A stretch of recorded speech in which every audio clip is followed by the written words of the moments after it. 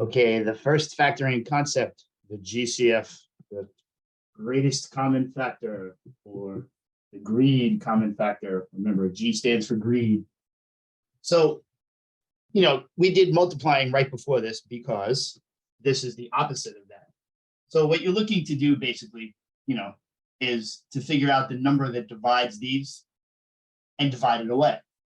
But, like I had shown in class, if you do something like this, I know that 2 plus 4 is 6. I also know that I can divide 2 and 4 by 2.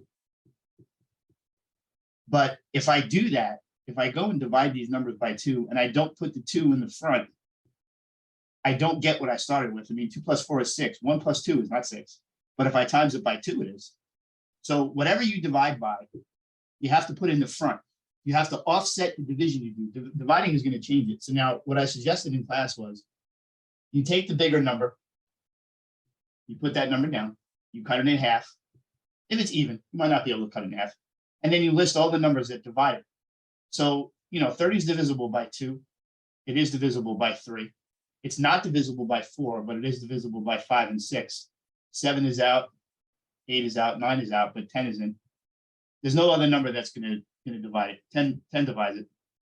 Now you got to take 12. Just go down the list. This is too big. This is too big. This is too big. That's out. I mean, yeah, 12 is divisible by 3 and 2, but the biggest, right? The greed, you got to take the biggest. Now, hopefully you can spot it. So what you do is you take the 6, which is the GCF, you put it in the front. I mean, if you want to write GCF, this is fine. You put it in the front and you divide it away from each term. 12 divided by 6 is 2. The x goes along to the right. That x does not go away. 30 divided by 6 is 5. Check. 12x, 30. Done. Minus sign stays. Now, a mistake I see people make on that problem all the time is that they divide the x away. They'll put x here, but you can't. This doesn't have an x, so you can't take that away. So now the next one, you have a 20 and you have a 15.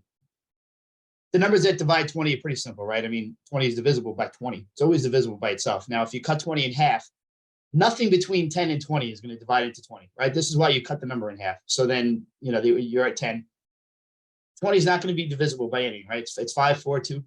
So if you look at the other number you have, from the numbers that divide 20,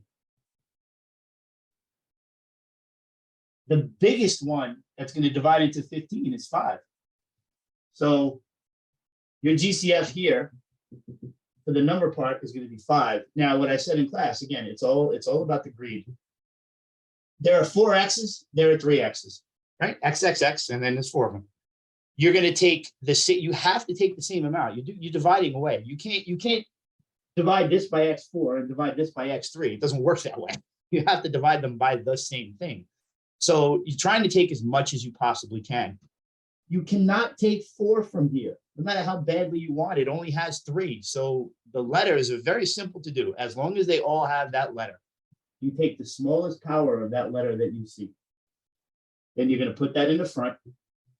Now, if you need to, you can put it underneath to help you do the division. If you don't want to do this, don't do this. You don't have to do this. You can just divide it in your head. 20 divided by 5 is 4. The x4 divided by x3, right? You subtract them. You get x to the 1. And I'm going to write the 1. 15 divided by 5, put the plus there. 15 divided by 5 is 3. This x3, which is sloppy, but it's a 3. That 3 and that 3, they divide away and make a 1. So that's it. Those x's got crossed out. You don't need this. If you don't want to do it, don't do it. But it can help, especially when you have a lot of numbers and a lot of letters in common. It helps to write the division there so you don't make a mistake. All right, I'm going to do much more. Okay, we're looking at 4 and 6. Now, in this particular case, I mean, I said to start with the larger number, but if you look really quick at the numbers that divide 24, right? Take 24, cut it in half. And then, 24 is divisible by 2. It's divisible by 3. It's divisible by 4, not 5. It's divisible by 6, right? It's divisible by 8. But as soon as you cut it in half, you need to spot that this gets divided by 12, right? You're looking for the biggest. So you always want to start high. I don't need these other numbers. If this is divisible by 12 and this is divisible by 12, I got it. There's nothing else that's going to divide this, right? 24 is only divisible by 12 and 24. There's nothing in between there that divides that. So you're not going to find another, 8, this is divisible by 18, but this isn't. So I'm going to divide away at 12. Now, it's very easy to miss that. It's very easy to pick a different number. You might look at the 24 and the 36 and say, oh, it's 6. A lot of people do this, or they'll divide by 4. I mean, they're both divisible by 6. They're both divisible by 4, but you're looking for the greatest. You need the biggest, right? Greed. You're looking for the biggest number. Now, do the letters. So I'm going to write my GCF here. I should probably write it next to it. So there you go, 12. So you have x2 and x5. X is in common. You take the smaller one. Very simple. Even though I wrote my 2's differently. Let's make them match. Here we go. Y, none. That's it. I mean, if the letter is not in both, or if there's 3, it has to be in all 3. If the letter is not in both of them, how are you going to divide away a Y? Right? You got to put a Y underneath here. What's going to cross it out? Nothing. You can't do that. So it doesn't work. So you take the GCF and you write it in the front. Again, pointing out my 2's are different in the same question. 24 divided by 12 is 2. X2 and X2, you see those X2s? They cross out and you're left with a Y. That Y has to stay there, right? Just picture yourself putting this underneath there. Negative stays. 36 divided by 12 is 3. X5 divided by X2, you're subtracting the powers. This is why we do the exponent rules. So there you go. Make sure nothing is left in common. 2 and 3, Y, no Y, X, no X. It's very important when you finish this question. If I had ended up with something like this, 4 and 6 are each, this happens all the time. I see this happen to students all the time. They get like a 4 and a 6 left over in the parentheses, and they don't realize that these are still divisible by a 2. If that happens to you, it means that your choice here was not big enough. Maybe you picked 6. Then you would have 4 and 6 left over. And it's not, your GCF then was too small. You didn't take the greatest. You must have nothing left in common in those parentheses at the end of the problem. Then you know it's factored completely correctly. Now, this one, again, if you look at the numbers that divide 8 and just check them against 36, right? You have 8, cut it in half. I mean, this is it. 8's not divisible by 3, 5, 6, 7. 8's only divisible by 4 and 2.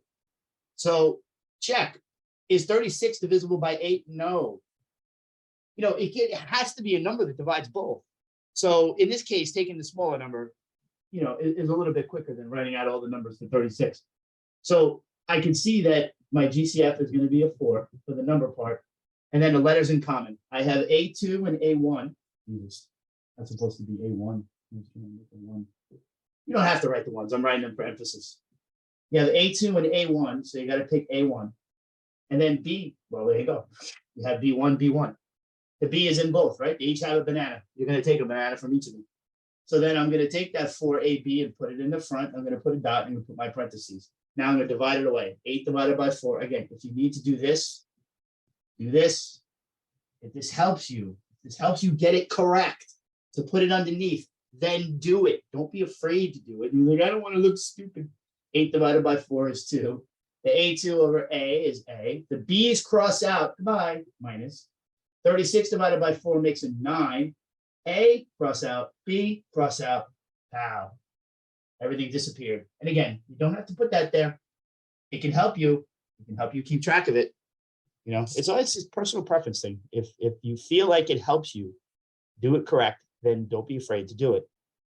All right, so a couple more. Now, look, at some point, they start to get a little redundant. I mean, you see the same thing happening again and again and again.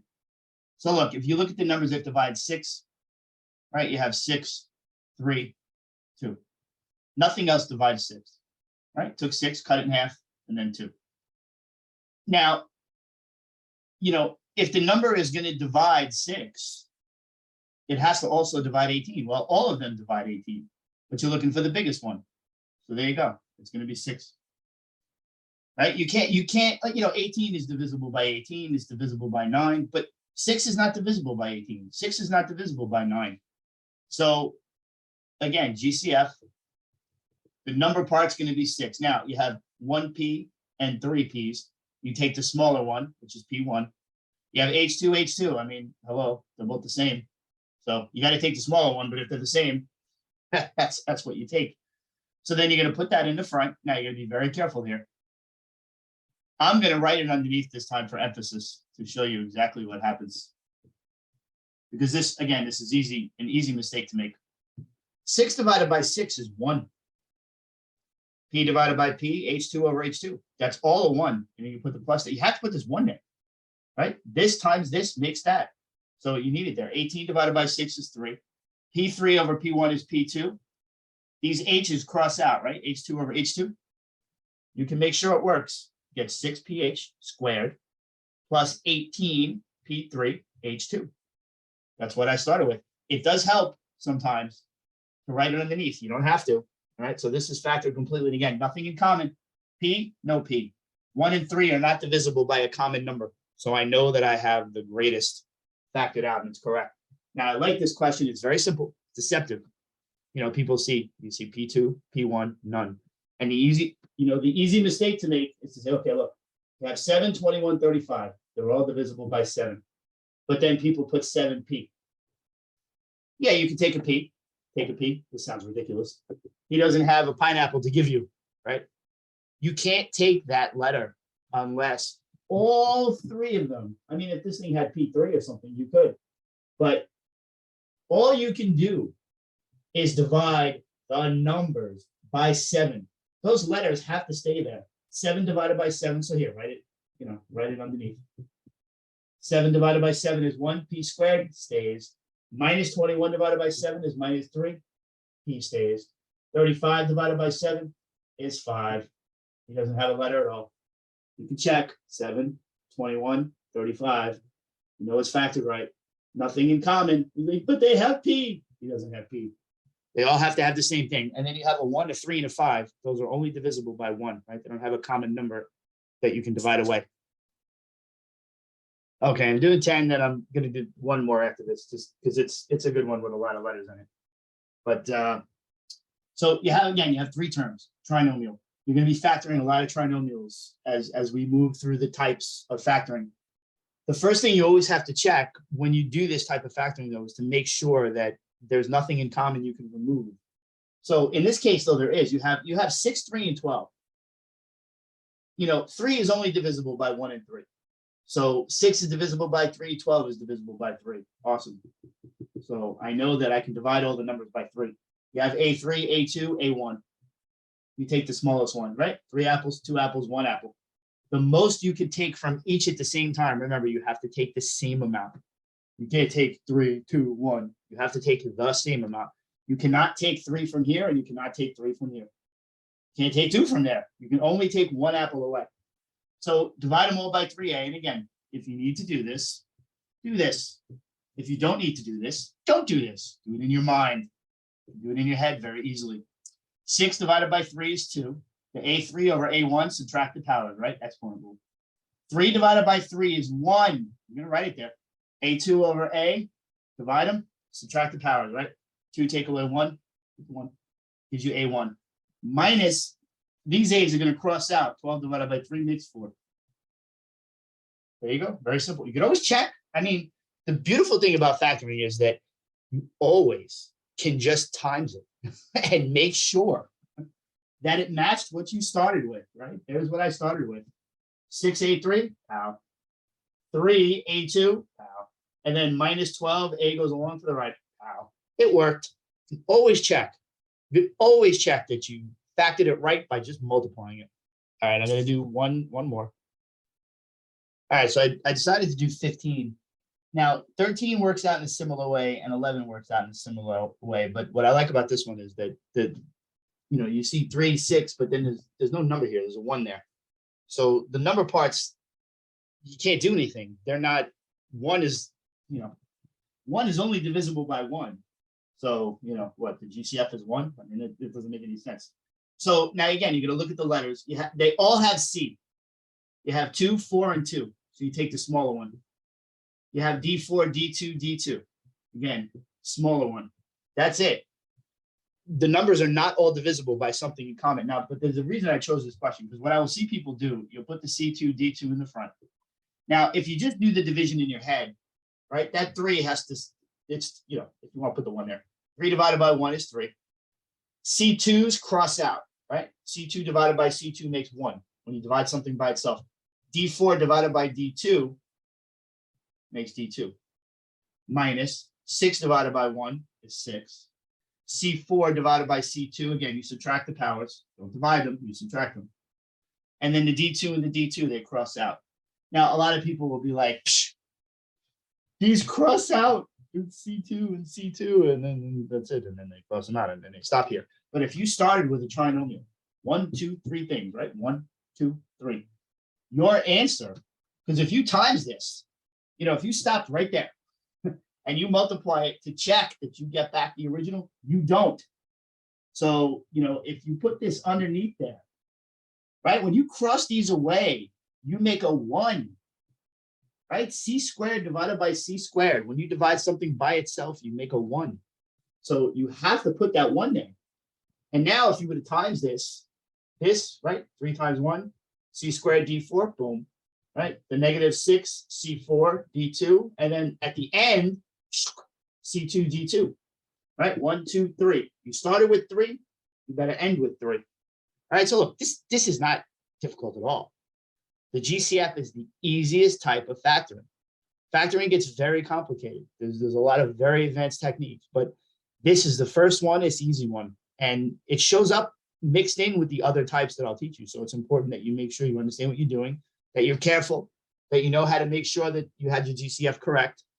All right, so, you know, not bad. Like I said, hopefully this is helpful.